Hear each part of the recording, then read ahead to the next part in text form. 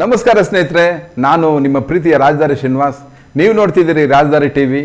ರಾಜಧಾರಿ ಟಿವಿಯನ್ನು like ಮಾಡಿ, share ಮಾಡಿ ಮತ್ತು ಸಬ್ಸ್ಕ್ರೈಬ್ ಮಾಡಿ ಅಂತ ಕೇಳ್ಕೊಳ್ತಾ ಇದ್ದೀನಿ. ಹಿಂದೂ ವರ್ಸಸ್ ಮುಸ್ಲಿಂ ಇದು ಎರಡು ವಿಭಿನ್ನವಾದಂಥದ್ದೇನಲ್ಲ. ಒಂದು ದೇಶದಲ್ಲಿ, ಭಾರತ ದೇಶದಲ್ಲಿ ಎರಡೂ ಧರ್ಮೀಯರಲ್ಲ, ಎಷ್ಟೊಂದು ಧರ್ಮೀಯರಿದ್ದಾರೆ.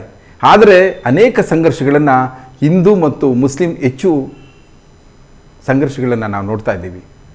ಸ್ವಾತಂತ್ರ್ಯ ಪೂರ್ವಕ್ಕೂ ಮೊದಲು ಮೊಘಲರ ದಾಳಿ, ಆ ಹಿಂದೆ ಬಾಬರ್ನ ಆಫ್ಘಾನಿಸ್ತಾನದ ಆಗಮನ, ಅವರ ಆಕ್ರಮಣ, ಪದೇ ಪದೇ ಈ ಒಂದು ನಮ್ಮ ದಂಡಯಾತ್ರೆಗಳಲ್ಲೆಲ್ಲ ಅವೆಲ್ಲ ಆಗಿರೋದು ಕೂಡ ನಮ್ಮ ಹಿಂದೂ ಧರ್ಮದ ಮೇಲೆ, ಹಿಂದೂ ಧರ್ಮದ ದೇವಾಲಯಗಳ ಮೇಲೆ, ಹಿಂದೂ ಸಂಸ್ಥಾನಗಳ ಮೇಲೆ, ಹಿಂದೂ ರಾಜರುಗಳ ಮೇಲೆ.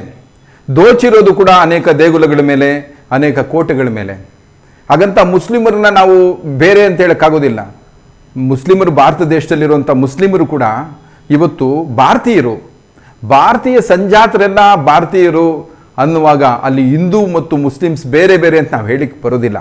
ಅವರು ಧರ್ಮೀಯವಾಗಿ ಬೇರೆ ಇರ್ಬೋದು.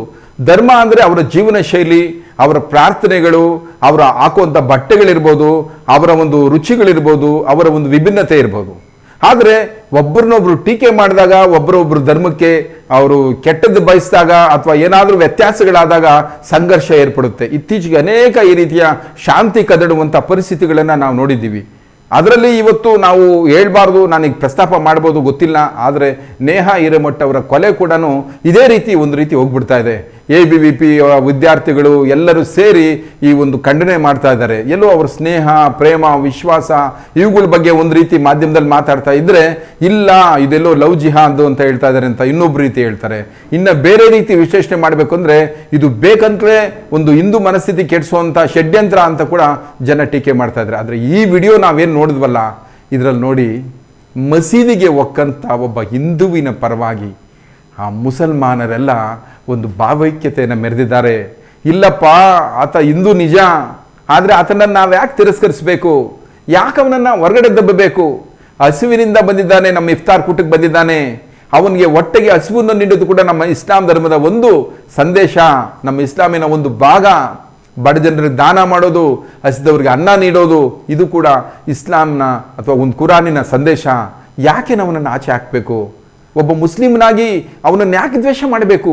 ಮುಸ್ಲಿಮರಂದರೆ ದ್ವೇಷವನ್ನು ಮಾಡೋರು ಅಲ್ಲ, ಶಾಂತಿಗಾಗಿ ಧರ್ಮಗಳು ಹುಟ್ಟಿದವು.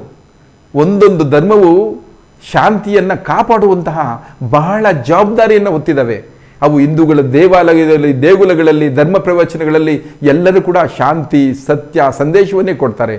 ಅದೇ ರೀತಿ ಕೂಡ ಮದ್ರಸೆಗಳಲ್ಲಿ, ಮಸೀದಿಗಳಲ್ಲೂ ಕೂಡ ಅದೇ ರೀತಿ ಶಾಂತಿ, ಒಂದು ಸಂವೇದನೆ ಇಂಥವನ್ನೇ ಅವರು ಕೂಡ ಏರ್ಪಡಿಸಬೇಕು ಮತ್ತು ಮಾಡ್ತಾ ಇದ್ದಾರೆ. ಆದರೆ ಆ ಮಸೀದಿಗೆ ಹೊಂಟಂಥ ಸಮಾಜದ ಒಂದು ಮನಸ್ಥಿತಿಯನ್ನು, ಸಮಾಜದ ಸ್ಥಿತಿಯನ್ನು ಗ್ರಹಿಸಲು ಹೊರಟ ಒಂದು ಫ್ರಾಂಕ್ ತಂಡ ಆ ಒಂದು ಮಸೀದಿಗೆ ಹೋದಾಗ ಅಲ್ಲಿ ಒಬ್ಬ ಮುಸ್ಲಿಮ್ನಾಗಿ ಆ ವ್ಯಕ್ತಿಯನ್ನು ನಿಂದಿಸುವಂಥದ್ದು, ಖಂಡಿಸುವಂಥದ್ದು, ಅವನು ಬಂದಿದ್ದೇ ತಪ್ಪು ಅಂತ ಹೇಳೋದು, ನಾನು ಮುಸ್ಲಿಮ ನೀನು ಹಿಂದೂ ಹೊರಡುವವರೆಗೆ ಅಂತ ಹೇಳುವಂಥದ್ದು, ಅದು ತಮಾಷೆಗಿರ್ಬೋದು, ಅದು ರಿಯಾಲಿಟಿ ಚೆಕ್ ಮಾಡೋದಕ್ಕಿರ್ಬೋದು. ಆದರೆ ಅಲ್ಲಿ ಬಂದಂತಹ ನಿಜವಾದಂಥ ಮುಸ್ಲಿಮರ ಭಾವೈಕ್ಯತೆಯನ್ನು ನೋಡಿದ್ರೆ ಬಹುಶಃ ನಮಗೆ ಮೈಯೆಲ್ಲ ಜುಮ್ ಅನ್ಸುತ್ತೆ, ಕಣ್ಣು ರೋಮಾಂಚನ, ನಮಗೆ ಒಂದು ಕಣ್ಣಾಲಿಗಳು ಬರುವಂಥದ್ದು. ಯಾಕೆಂದರೆ ಆ ರೀತಿ ಆ ವ್ಯಕ್ತಿಯನ್ನು ಸ್ವೀಕರಿಸೋದ್ರ ಜೊತೆಗೆ, ಸತ್ಕರಿಸೋದ್ರ ಜೊತೆಗೆ, ಇದೇನಾ ನಮ್ಮ ಭಾರತೀಯತೆ? ಇದೇನಾ ನಾವು ನಿರೀಕ್ಷೆ ಮಾಡ್ತಾ ಇರೋದು? ಇವತ್ತು ಎಲ್ಲ ಮುಸ್ಲಿಮರು, ಎಲ್ಲ ಜನರು, ಎಲ್ಲ ಹಿಂದೂಗಳು ಒಬ್ಬರನ್ನೊಬ್ಬರು ಪ್ರೀತಿಸುವಂಥದ್ದು, ಭಾವಿಸುವಂಥದ್ದು ಆಗೋದ್ರೆ ಎಷ್ಟು ಚೆನ್ನಾಗಿರುತ್ತೆ ನಮ್ಮ ದೇಶ.